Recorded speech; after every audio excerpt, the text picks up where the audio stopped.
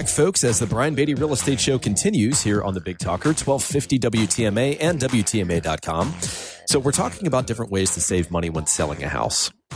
And for those of you that are just joining us, we've already talked about calling the real estate agent before you're really ready to hire someone and officially list your house. I think that so many sellers believe that when they invite over the real estate agent to help them list their house, they almost count it as like their first showing because they believe we're going to be extremely judgmental. And I guess to an extent, to be fair, we are, but objective is, I think, the correct word, not judgmental.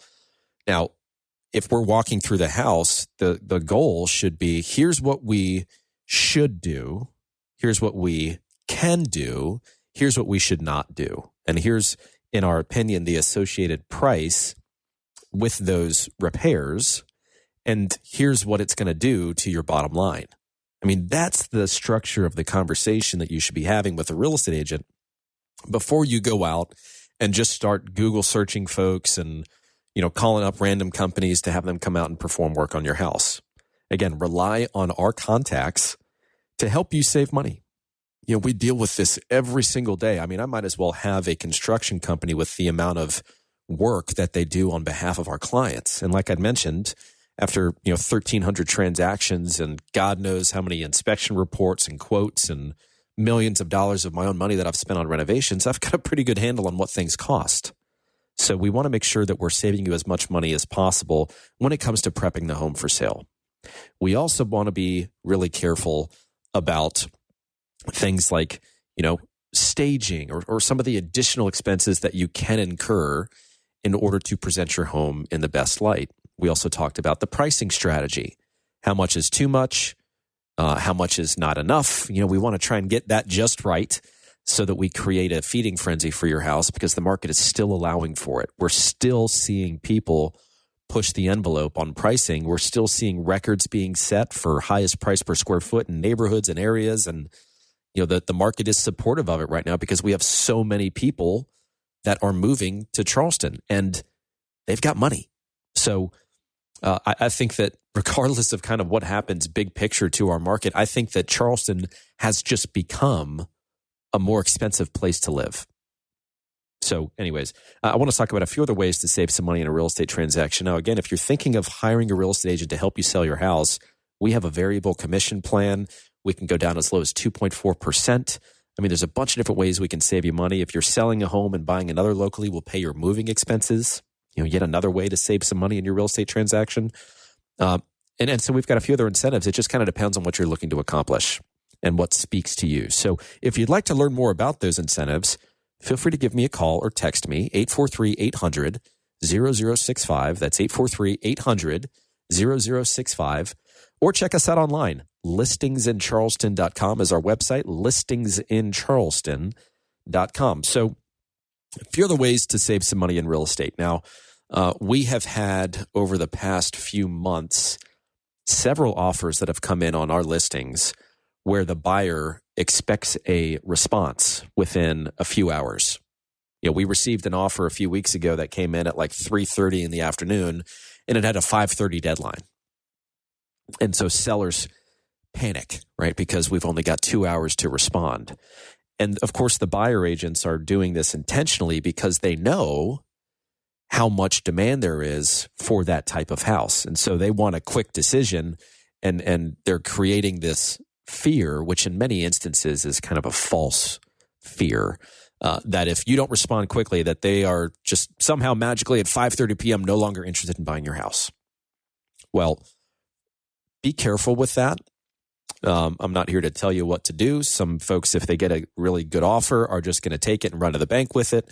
Others, if they know that there's a lot of additional interest, are going to use that offer to leverage other offers and create a multiple offer situation where rather than the seller going back to the buyer and saying, well, we don't accept this offer, but how about this, and doing a counter, you can just go back to all the buyers at one time and say, hey, we need your highest and best offer by noon tomorrow. And then from there, we'll choose one contract to either negotiate with directly or accept. And it's a great way of kind of passing the buck back to the buyer to say, hey, I'm not going to tell you how much I'm going to sell it for. You're going to tell me how much you're willing to pay. And if that's good enough for me, then I'll take it.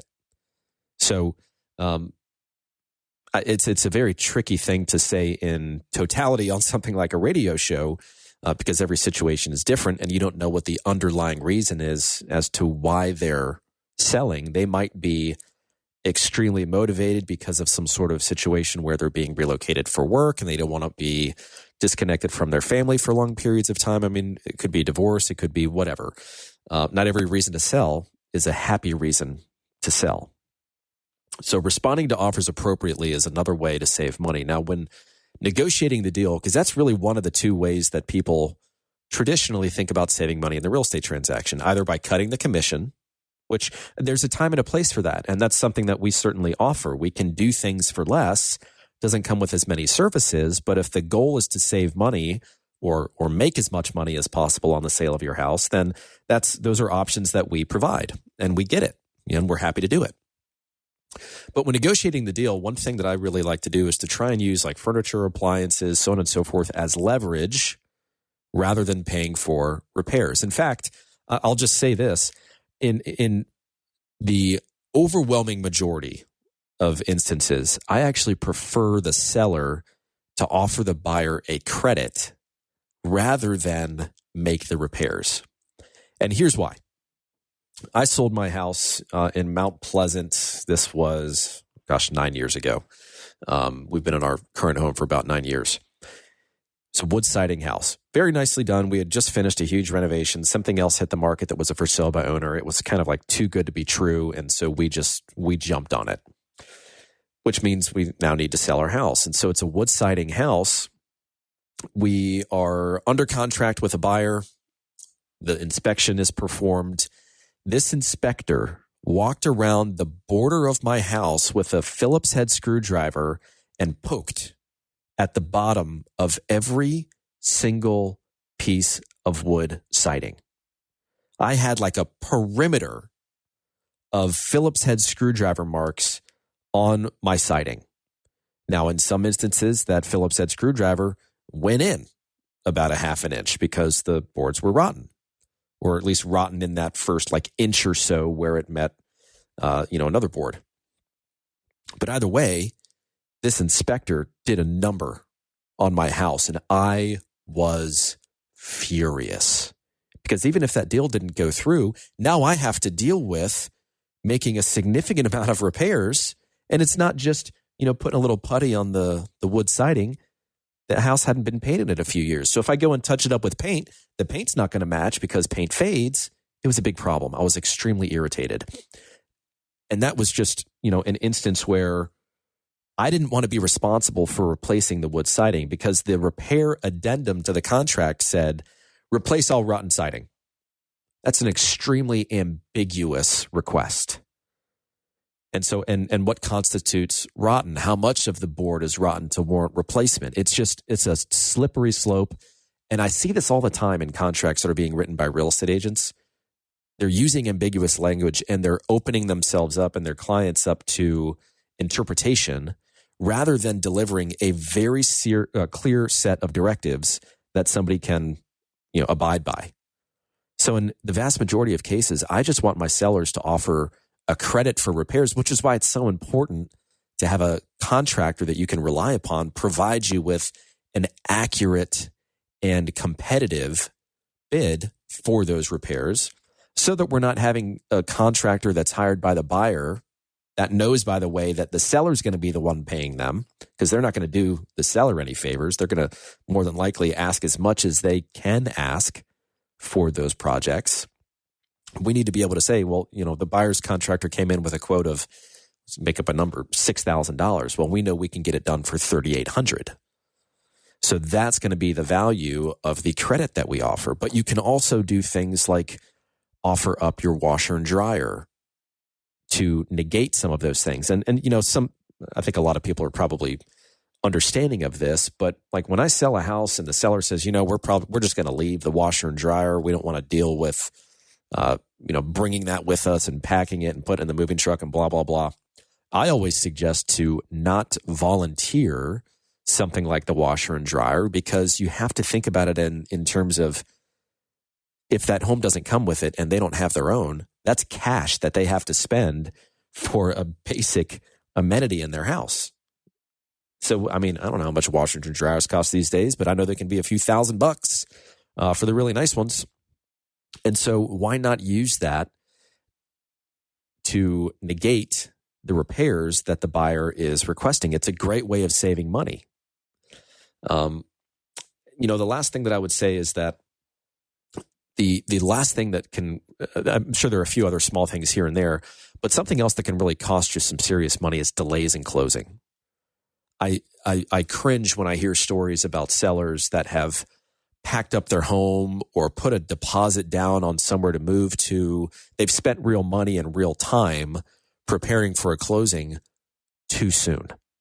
They're not being advised by their by their agent on the appropriate time to go ahead and take those steps. Because for the overwhelming majority of transactions here in Charleston, the contracts come with something called a due diligence period, meaning for what usually is somewhere around 7 to 10 business days, the buyer has the right to inspect the property, renegotiate as they see fit, or terminate the contract.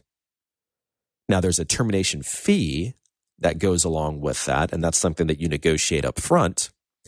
But I see a bunch of contracts that have had like $100, $200 as a termination fee on a $500,000, $600,000, $700,000 house. And so what? The seller's going to take the house off the market for 2 weeks, and then the buyer's going to decide they don't want to move forward, and here's $100 for your time. Sorry, I ruined all the momentum in your sale. You'll have to start over from scratch. It's not good enough. It's not enough. It's something I just do not agree with when I'm representing a seller. But when they get to the point where they're past due diligence, you know that you've dealt with basically the main reason why a lot of deals fall through, which is issues over the inspection report and repairs, which can include termite and moisture related damage. Then the last two big hurdles are the appraisal and financing. And that's why it's so important that, number one, you get a pre-approval letter from the buyer if they're getting a mortgage. And then number two, the agent, which, by the way, they contractually have the right to do. The listing agent contractually has the right to call the buyer's lender and verify the information that was presented to them. So the listing agent should be calling and saying, well, what was done in order to generate this pre-approval letter or this pre-qualification letter? If it was something as simple as pulling credit and having a conversation about how much money they think they make, well, then that's something that the seller should be made aware of. Preferably, I'd like for them to have shared their tax returns and their bank statements and pulled their credit and taken a deep dive on their financials so that by the time they generate that letter, they are generating it with confidence. But delays in closing mean now you've got your home packed up. Maybe it's on a moving truck. Maybe the place that you put a deposit down on or that you have under contract to buy isn't going to allow you to extend the contract. These are things that can cost you serious frustration, serious time, which is why it's so important to work with a real estate agent that is communicative and that really takes that portion of their job seriously. Checks and balances, crossing T's, dotting I's, putting in the work to make sure that the process is as smooth as possible. And granted, there are several things that are outside of their control, but with effective communication, they can prevent things from happening that might cost you serious money, time, headache, frustration, all those things. So again, if you're thinking of selling your home, give us a call. We'll go through the different incentives that we have, see which one works best for you. My number is 843-800-0065. That's 843-800-0065. Check us out online at listingsincharleston.com. That's listingsincharleston.com. Or you can send me an email if you prefer to do that. Brian at brianbeattyteam.com. Brian at brianbeattyteam.com. Stick around for more of the Brian Beatty Real Estate Show right here on the Big Talker 1250 WTMA and WTMA.com. Find Brian Beatty online at listingsincharleston.com. The Brian Beatty Real Estate Show continues next on the Big Talker 1250 WTMA.